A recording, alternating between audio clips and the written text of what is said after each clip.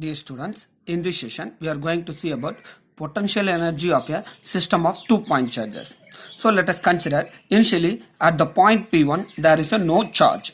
So now we are going to bring this charge Q1 from infinity. So the charge Q1 is brings from infinity to the particular point. So definitely there must be some work done. But initially there is a no charges is there. The first charge is Q1 has to be bring from infinity to the point P1. So there is a no electrostatic force opposition. So this charge Q1 is brings from infinity to the particular point P1. In that time there is a no work that has to be done against the electrostatic force, because there is a no charges already present at this point P1. Hence we can write that the work done to bring a charge Q1 is from charge Q1 to the particular point P1 is W1 is equal to 0. Now we have to put the another point P2. So since here there is a no Q2 charges, so there is a charge Q1 at point P1. So now we are fix one point P2 at a distance R12 from P1.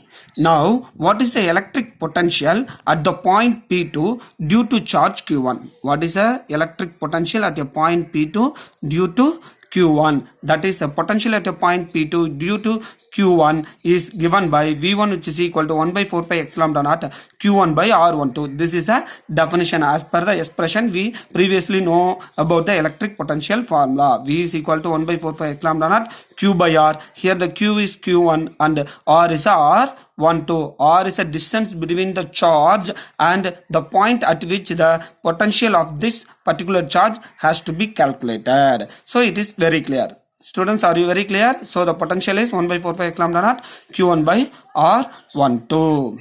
Now the work has to be bring a charge Q2 from infinity to the point P2. That means so now the charge Q1 is at the point P1. So this is the point P2. We are imaginarily we fix it that for our assumption. So already we calculated what is the potential at point P2 due to Q1 is this formula. Now next one, then only we have to bring the charge Q2 from infinity to the point P2. Now this charge experience a work. There must be a work has to be done against the electrostatic force due to Q1. Again I will say that during this movement the charge Q2 has to be bring from infinity to the point P2. The work has to be done against the electrostatic force due to Q1. Hence the derivation can be written as the work W2, which is equal to, that is a second charge, W2 which is equal to W is equal to potential into charge. By definition V is equal to W by Q. So W is equal to V into Q. This V1 is a electric potential due to charge Q1 and into the charge Q2. So the total work done has to be, it is stored as a potential energy. So work is equal to potential energy. Hence the total potential energy is equal to W1 plus W2. So evidently we already derived that W1 is equal to 0. So what is W2? W2 is equal to V1 into Q1. What is V1? The V1 is 1 by 4 pi epsilon naught Q1 by R12. So R12 is the distance between the point P1 and P2. So we have to substitute that formula into Q2. So V1 formula we substituted here and the Q2 formula is substitute here. So finally we get the answer 1 by 4 pi epsilon naught Q1 Q2 by R12. Listen students, very clear. Initially no charges.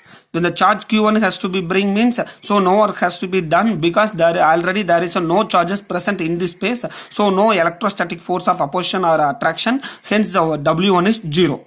So then due to this charge Q1 at the point P2, what is the electric potential means? This is the formula. Then what we have to do that bring the Q2 charge from infinity to the particular point P2. So now the work has to be done. That work is W2, which is equal to V1 into Q2. So substituting the value of V1 here and the total potential energy, which is equal to W1 plus 2 W2, because the total work which is equal to total potential energy, we have the expression 1 by 4 pi epsilon naught Q1 Q2 by R12. So in general we have to say that potential energy of a charges is 1 by 4 pi epsilon naught Q1 Q2 by R.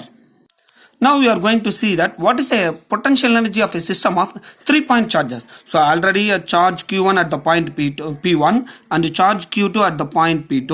Now we are going to bring the charge Q3 from infinity to the particular point P3. So now the Q3 charges bring from infinity to the point P3. So work has to be done against the forces exerted by Q1 and Q2. Yes, this Q3, from infinity, the Q3 has to be bring from infinity to the particular point P3. So there must be a work has to be done against the potential, electric potential force, the electrostatic force of Q1 as well as Q2. So the two forces has be we have. So there will be a electric potential of charge Q1 at the point P3. So what is the electric potential of the charge Q1 at the point P3 is V2. That is V2.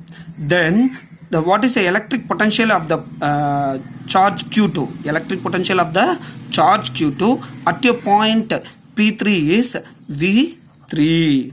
So we can write that. So the work has to be done against the forces exerted by the charge Q1 Q2, which is equal to work which is equal to V2 plus V3 into Q3. That means simply work is equal to potential into charge. So this potential is total potential experienced by charge Q3 due to Q1 and Q2. The total potential, the potential experienced by the charge Q3 due to Q1 is V2 and charge Q3 due to Q2 is V3. So we had the work formula W3 which is equal to V2 plus V3 into Q3.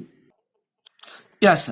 For V2 we have to put 1 by 4 pi epsilon naught Q1 by R13 plus for V3 we have to substitute 1 by 4 pi epsilon naught Q2 by R23. That is the potential is 1 by 4 pi epsilon naught Q by R. So now we will see that how it is R13 and R23. Again it is explained clearly. So V2 means the potential of charge Q1 at the point P3. So what is the distance? R13. Again V3 means what is that? The electric potential due to charge Q2 at the point Q3. So it is what is the R value? R23. Hence we write for V2 R13 and V3 R23 into Q3. Multiply this Q3 inside the bracket, that is we get Q1 Q3 Q2 Q3, the same formula 1 by 4 pi epsilon naught Q1 Q3 by R13 plus 1 by 4 pi epsilon naught Q1 Q3 by R23. As it is in previous case, the total work done has to be written as a W1 plus W2 plus W3. So what is the W1? In two system cases, the W1 is already there is no charge is present. The first charge Q1 has to be bring from infinity to the particular point. The work is 0. Then is the second charge. Now we are bringing the charge Q2 from infinity to the particular point P2. So we already derived the expression for this one. W2 is equal to 1 by 4 pi epsilon naught Q1 Q2 by R12. Now in this question we are derived the expression for W3. So what is the electric potential of charge Q3 due to Q1 and Q2? So that is you write this expression here. So this expression 1 by 4 pi epsilon naught Q1 Q3 by R13 and this one comes here 1 by 4 pi epsilon naught Q2 Q3 by R23. Now 1 by 4 pi epsilon naught common, so it will be taken outside. Q1 Q2 by R12 and Q1 Q3 by R13 and Q2 Q3 by R23. This is the potential energy for the system of 3-point charges. So from this session we are clearly found that for each and every charge there will be a potential at a point P2. That is one particular point P2. So when the another charges has to be bring and place it on P2 means, so we have to multiply with that potential and the charge. So we have to multiply that potential and that charge. For the system of a 3-point charges systems, we have to do the same thing. So we have to multiply the charge with the potential due to the previous two charges. Let us assume that if the charges are 4-point charges, so we have to take on that W1 plus W2 plus W3 plus W4. That means W4 means the electric work done has to be done against that Q1, Q2, Q3, all those things. So we have to add the expressions so more. So likewise the expressions will be, we get the potential energy formula as 1 by 4 pi epsilon naught. This formula Q1 Q2 by R12 plus Q1 Q3 by R13 and Q2 Q3 by R23 plus Q1 and Q4 by R24 etc. Likewise it will come.